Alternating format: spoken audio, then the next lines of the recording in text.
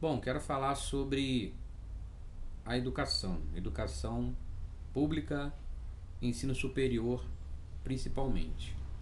Me referindo às manifestações do último dia 15 de maio, onde milhões de estudantes, professores, provavelmente também pais de alunos, familiares ou todas as pessoas que são favoráveis a que tenhamos um ensino público de qualidade, do ensino básico ao superior. Independente se 100% das pessoas que estavam nas ruas eram professores ou alunos, porque isso não importa. Porque quando tem uma manifestação, por exemplo, vamos, vamos colocar, quando teve aquelas manifestações de 2013 contra aquele aumento de 20 centavos nas passagens de ônibus e gerou toda aquela manifestação no Brasil inteiro. Muitas delas acabavam em confusão, em quebra-quebra, em violência policial, e aí não se pode atribuir essa violência aos manifestantes, aqueles que estavam realmente reivindicando ali alguma coisa, porque pode-se ter pessoas infiltradas em qualquer tipo de ambiente. Da mesma forma, no caso da manifestação em favor da educação e contra os cortes ou contingenciamentos, não importa. O importante é a causa e quem está em favor daquela causa ou contra alguma medida. Então, começaram a circular, né, notícias falsas, montagens com imagens, fotos, vídeos, textos, enfim, todo tipo de mensagem, como se fosse para defender essa medida do governo, para justificá-la, espalhando as notícias de que nas universidades haveria balbúrdia. Isso começou a partir da fala do próprio ministro, quando lá no início, ele, para justificar essas ações aí com relação ao ensino público, ele falou direcionadamente à filosofia e sociologia, demonstrando que o caráter dessas medidas é estritamente ideológico. Ele começou a falar de filosofia e sociologia usando argumentos, justificativas, etc. Depois veio citar 3 universidades falando que elas cometiam, praticavam ali ou incentivavam a balbúrdia, como sexo, drogas e tudo mais. Aí depois, vendo que tudo isso não pegou bem, se ampliou os cortes para todas as universidades federais. Mas no fundo, isso já deveria ser uma intenção. Então essas notícias que têm circulado para fazer os leigos, ou os inocentes, ou os ingênuos acreditarem que nas universidades públicas você encontra uso de drogas, sexo, todo tipo de bagunça que você pode imaginar, menos o estudo, a pesquisa, o ensino, a educação, então isso tudo me preocupa. Isso me preocupa muito. Por quê? Eu posso falar porque eu cursei durante 6 anos um curso superior, né, que deveria ser feito no mínimo em 4 anos, mas eu, por problemas de saúde, principalmente, eu precisei prolongar um pouco mais, trancando algumas disciplinas e prolongando um pouco mais o tempo do curso. Então, o que acontece? Eu fiz em 6 anos na Universidade Federal do Rio de Janeiro, UFRJ, para a qual eu ingressei a partir do Enem, a partir do SISU, dos sistemas de cotas. No meu caso, eu nem procurei as cotas para pessoa com deficiência.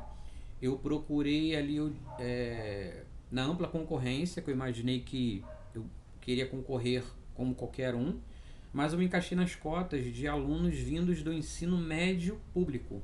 Todo o meu ensino médio foi em escola estadual. Então eu me encaixei nessas cotas. Então eu ingressei na UFRJ através disso. Não fiz curso preparatório particular, fiz um curso pré-vestibular social sim, durante 2 anos, né? Porque eu já havia terminado o ensino médio há vários e vários anos, então precisava me atualizar. E eu consegui entrar através do Enem. E, para ser bem objetivo e sem hipocrisia, bagunça, baderna, desrespeito ou algumas atividades não indicadas, não recomendadas ou de indisciplina podem e acontecem em qualquer lugar. Você vai ver indisciplina na igreja, você vai ver indisciplina nos quartéis né, da Polícia Militar, você vai ver disciplina nos quartéis das Forças Armadas, você vai ver disciplina até no plenário da Câmara do Congresso ou de uma Câmara de Vereadores. Você vê, às vezes, vereadores se brigando, se agredindo, se ofendendo, e já houve vários casos no mundo inteiro e também no Brasil de até assassinato, de até homicídio dentro de um lugar onde deveriam estar agentes públicos em defesa dos direitos da população, estão se agredindo e matando um ao outro. Ou seja, isso não é balbúrdia?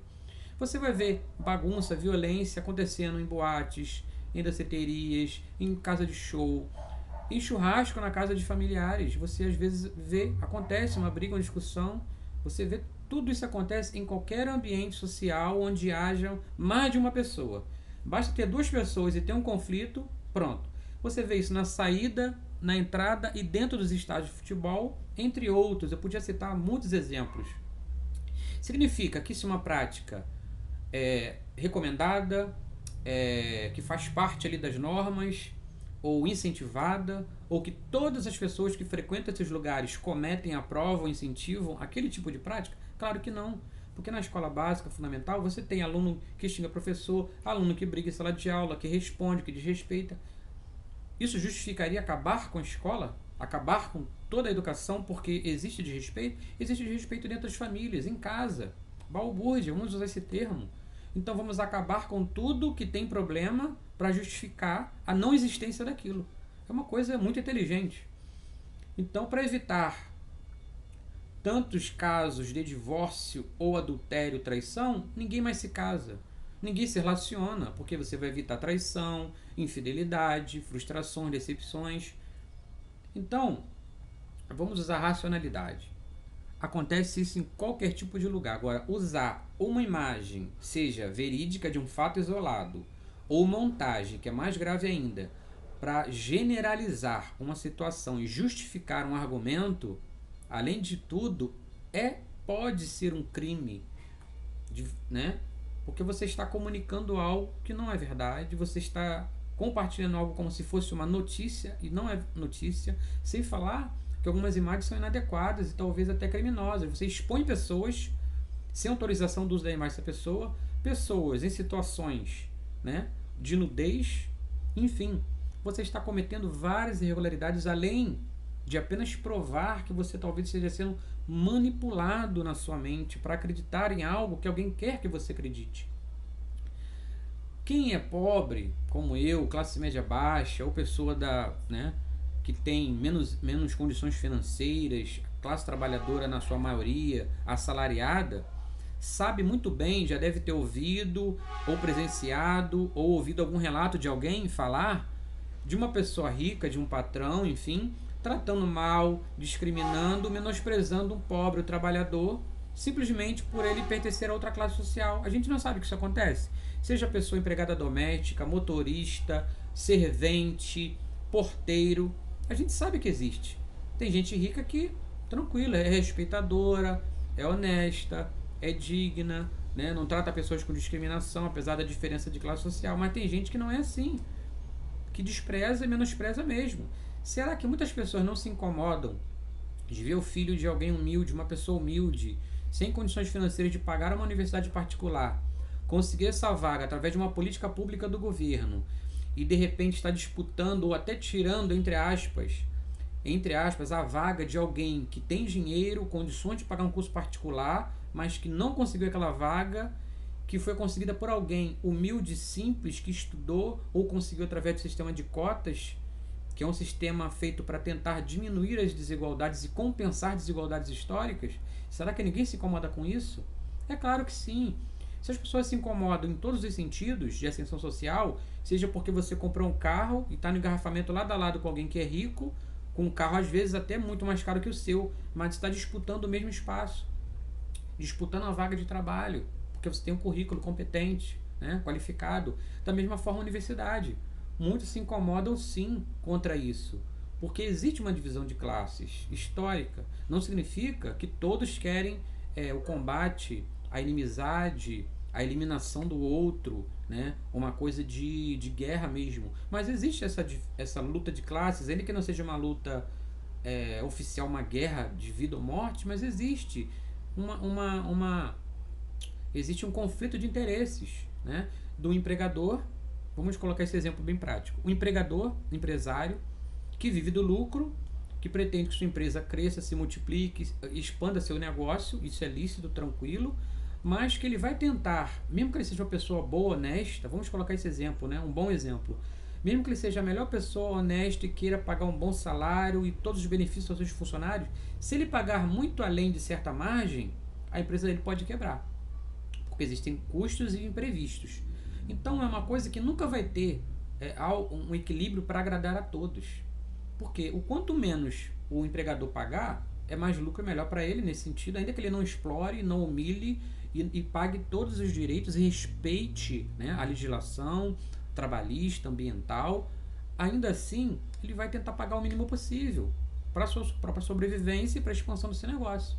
Da mesma forma, o trabalhador gostaria de ganhar sempre mais, cada vez mais, digno. Só que há um limite, né? Porque o sistema funciona assim, né? A gente não pode lutar contra algo que é natural e não tem como voltar atrás. Vivemos num mundo capitalista, onde as coisas são compradas, produzidas, fabricadas, trocadas, perdem valor, e você, para conquistar algo, tem que vender sua força de trabalho, o seu tempo, e às vezes a sua saúde, a sua vida, para conquistar algo, e na outra ponta tem alguém que depende daquilo para crescer. Então, vamos usar essa lógica, né?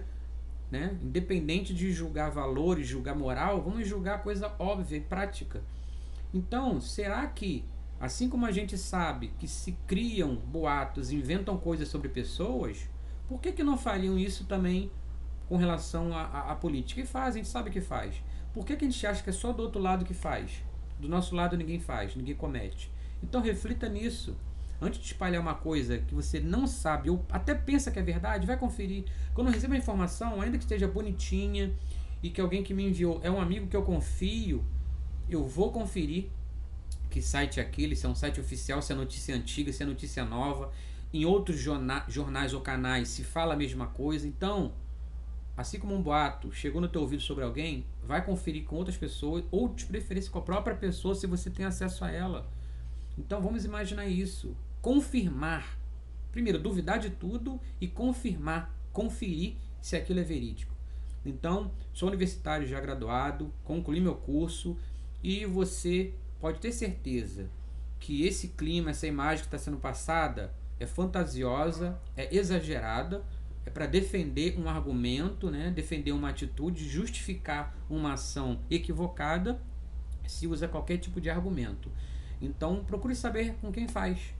Pense bem, muita gente não quer que você ou seu filho entre na universidade pública e seja futuramente um doutor, de repente até tirando a vaga de alguém da classe mais alta, de repente se destacando socialmente como um cientista, como um político, como um intelectual, como um médico, um doutor, um pesquisador, e muitos se incomodam com isso. E aí o que eles usam? Como não tem argumento contra a universidade pública, não existe argumento para ser contrário à educação pública gratuita para todos, alguns se valem disso, com mau caratismo, desonestidade e se aproveitando da inocência, ingenuidade ou do ódio criado, né, no Brasil, vamos colocar no Brasil, com relação a um jogar contra o outro. Então vamos jogar com a verdade, vamos pesquisar, nos informarmos para não cometermos esse grave erro, que é, primeiro, falar do que não sabemos, espalhar mentiras e prejudicar a muitas pessoas.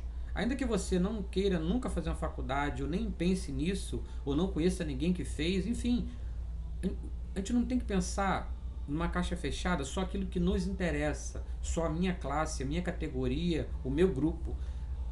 A política é feita para toda a sociedade, para o bem comum, né? Bem-estar social de todos, embora signifique que nunca vai agradar a todos, porque tem a maioria, minoria, né? Tem quem tem mais, quem tem menos, então é difícil conseguir esse equilíbrio. Então vamos garantir direitos para quem não tem condição de pagar e deixa quem pode pagar que pague. É uma questão de justiça, de lógica. Se um dia não for mais necessário cotas, se um dia não for mais necessário um serviço público, a educação pública, a faculdade pública, não vai mais existir, porque todos vão ter condição de pagar. Mas enquanto isso não é real, vamos cair na real, né?